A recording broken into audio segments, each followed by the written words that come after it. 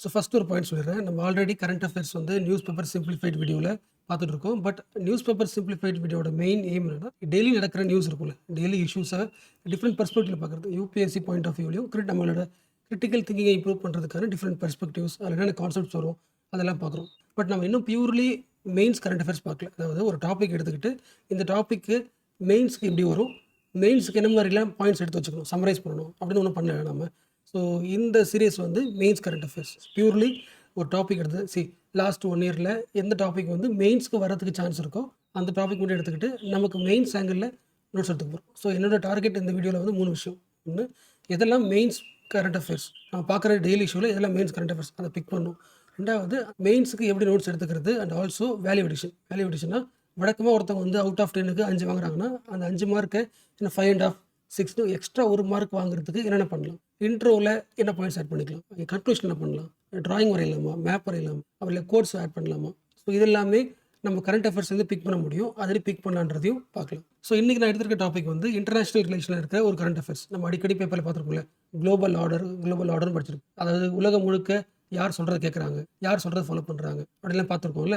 So அந்த issue நிறைய பார்த்ததுனால கண்டிப்பாக மெயின்ஸ்க்கு வரதுக்கு வாய்ப்பு இருக்குது. ஸோ அதை பார்க்கலாம். பட் அதுக்கு முன்னாடி இன்டர்நேஷனல் ரிலேஷன்லாம் எந்த சிலபஸில் வருது, GS2 பேப்பரில் வருதா. அண்ட் GST கொஸ்டின் பேப்பரில் எத்தனை கொஸ்டின்ஸ் இன்டர்நேஷனல் ரிலேஷன் கேட்குறாங்க, ஆவரேஜாக கண்டிப்பாக ஒரு 4 கொஸ்டின் கேட்டுறாங்களே. என்ன சொல்லப்போனால் எல்லாருக்கும் தெரியும், GS1 GS2 GS3 ஒவ்வொரு கொஸ்டின் எடுத்தாலும் ஒவ்வொரு கொஸ்டின் பேப்பர்லேயும் எத்தனை கொஸ்டின் இருக்கும், 20 கொஸ்டின் இருக்குமா. எஸ், 10 கொஸ்டின் வந்து 10 மார்க்கு, இன்னும் 10 கொஸ்டின் வந்து 15 மார்க் தானே. டோட்டலாக 20 கொஸ்டின் இருக்கும். இந்த 20 கொஸ்டினில் GS2வில் 4 கொஸ்டின்ங்கிறது இருக்கு, IR வந்திருக்கா. இன்னும் ஷார்ப்பாக சொல்லணும்னா, ஃப்ரெஷர்ஸ் நிறைய பேர் வந்து லாஸ்ட் இயர் பேப்பர் பார்த்துருக்க மாட்டீங்க மெயின்ஸ் பேப்பரில். ஸோ ஐஆரில் மட்டும் பிக் பண்ணியிருக்கு. உங்களுக்கு டிஃபால்ட்டாக 9th question 10th question IR வரும். அண்ட் கடைசியாக முடியும் போது 19th கொஸ்டின் 20th கொஸ்டினும் ஐஆர் வரும். டிஃப்ரென்ஸ் என்ன, 9th 10th கடைசியாக சொன்னால ஃபஸ்ட்டு 10 கொஸ்டின் வந்து 10 மார்க்கா. So 9th question 10th question வந்து 10 மார்க்கா. அடுத்த 10 கொஸ்டின் வரும் 15 மார்க்ஸ் தானே. லாஸ்ட்டாக முடியும் போது 19th question 20th question 15 mark 10 mark. So டோட்டலாக 10 + 10 20, 15 + 15 30, 30 + 20 50. ஸோ ஆவரேஜாக 50 மார்க்ஸ் வருதா ஐஆர். ஆனால் அக்கே நல்லா பாருங்கள், இந்த 4 கொஸ்டின் எதுக்கு நம்ம டிஸ்பிளே பண்ணோன்னா, ஆல்மோஸ்ட் லாஸ்ட் 1 இயரில் ஓரளவுக்கு ஒரு ஹெட்லைன்ஸில் கவர் பண்ணால் கூட இந்த கொஸ்டின்லாம் இம்பார்ட்டன்ட் தெரியும். எஸ்சிஓவா, எஸ்சிஓட ஃபங்க்ஷனும் அப்புறம் இந்தியாவோட ரோல் கேட்காங்களா. ஒன்று அடுத்து பாருங்களேன், இந்தியன் டயஸ்போரா இப்போ எந்த லெவலில் இருக்குது. And most important, NATO கேட்டிருக்காங்களே.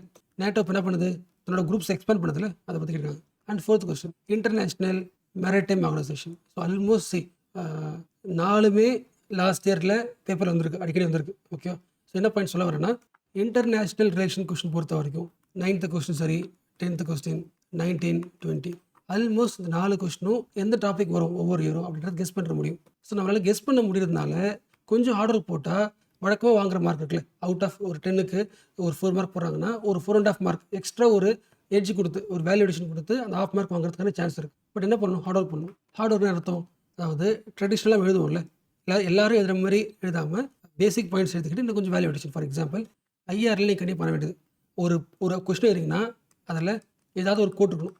For example, நம்மளோட ஃபாரின் மினிஸ்டர் என்ன சொல்கிறாரு, ஏதாவது ஒரு கோட் இருக்கணும்.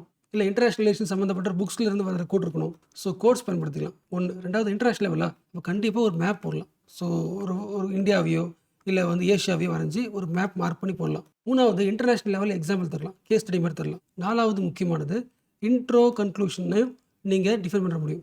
என்ன சொல்கிறது புரிஞ்சா? ஃபார் எக்ஸாம்பிள் சொல்கிறேன், லாஸ்ட் 1 இயரில் கரண்ட் அஃபேர்ஸ் பார்க்கும்போது அதிகமாக சென்ட்ரல் பேஜில் குளோபல் ஆர்டர் பற்றி வந்திருக்கா. அப்போது இந்த இயர் மெயின்ஸில் வர சான்ஸ் இருக்குது. அப்போ என்ன பண்ணலாம், குளோபல் ஆர்டர் பற்றி கொஸ்டின் கேட்டாங்கன்னா அதுக்கு என்ன மேப் போடலாம். குளோபல் ஆர்டர் சம்மந்தப்பட்ட ஒரு கோட்ஸ், குளோபல் ஆர்டர் பற்றி கேட்குறாங்கன்னா அதை டிஃபைன் பண்ணுறதுக்கு இன்ட்ரோ என்னதெல்லாம் கன்க்ளூஷன் என்ன, இப்போவே நம்ம என்ன பண்ண முடியும், ப்ரிப்பேர் பண்ணிவிட்டா அங்கே போய் அப்படியே பேஸ் பண்ண முடியும். எக்ஸ்ட்ரா நம்ம ஆல்ரெடி ப்ரிப்பேர் பண்ணுறதுனால ஈஸியாக மார்க் வாங்கிட முடியும். ஒருவேளை சில பேருக்கு இதை பார்க்கலன்னா வச்சுங்களேன், பேப்பரை பார்க்கலன்னா இப்படி யோசிங்களேன், இந்தியா, USA, சைனா, ரஷ்யா அடிக்கடி நியூஸில் வருதுல்ல. அப்போ India, USA, India, China, India, Russia பற்றி கொஸ்டின் கேட்டாங்கன்னா அதுக்கு இன்ட்ரோ என்ன எழுதலாம், மேப் என்ன எழுதலாம், கன்க்ளூஷன் எழுதலான்னு இப்போ ரெடி பண்ண முடியும். ஸோ அந்த ஒர்க் தான் இந்த வீடியோ பண்ண போகிறோம். ஸோ மெயின்ஸ் கரண்ட் அஃபேர்ஸ் கிளாஸில் நம்மளோட மெயின் எய்ம் வந்து ஒரு டாப்பிக்கை மெயின்ஸ் ஆங்கிளில் எப்படி நோட்ஸ் எடுத்துக்கிறது, அண்ட் அந்த intro, conclusion, map, coats, examples இது எல்லாமே ப்ரீ டிஃபைன் பண்ணி ரெடி பண்ணி வச்சுக்க போகிறோம். ஸோ இதுதான் வந்து இதோட பர்பஸ். ஸ்டார்ட் பண்ணலாம்.